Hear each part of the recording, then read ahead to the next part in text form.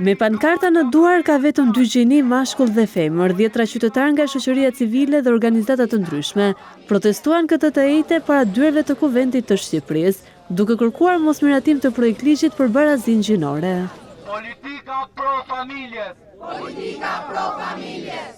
Vrasësit e traditës. Protestuesit pretendojnë se disa formulime të ligjit si tuk fjalëshi gjenia gjithëpërfshirëse, pavarësisht përkatësisë gjinore, apo në të gjithë diversitetin e tyre, shkatrojnë familjen tradicionale shqiptare, duke lënë hapësirë për keqinterpretim të më shumë se sa 2 gjenive, si mashkull dhe femër, pavarësisht ndryshimit të bërë në projekt ligj në nenin 4, ku thuhet qartë se gjeni njihet vetëm burrë dhe grua, apo vajzë dhe djalë. Ky projekt ligj nuk është projekt ligj shqiptar për shqiptarët. Ky është projekt ligj i huaj, është një kancer, është një trup i huaj. Ky projekt ligj është genocid, genocid ndaj fëmijëve. Ndaj ne i themi jo këtij projekt ligji. Ky është projekt ligji më i tmerrshëm i pabarazisë për ne. Kauza nuk janë para zotëri.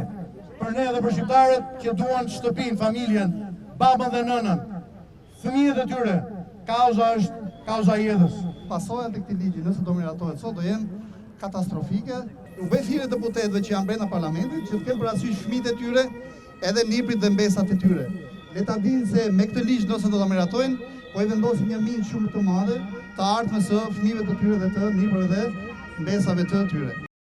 Sa i takon termave gjithëpërfshirëse apo diversitet gjinor, mazhoranca ka sqaruar në komisione se ky projekt ligj lidhet vetëm me barazinë mes burrit dhe gruas në nivel përfaqësimi dhe kundër diskriminimit të çdo individi në jetën publike dhe sociale, dhe se nuk ka lidhje me njohjen e një gjenie të tretë.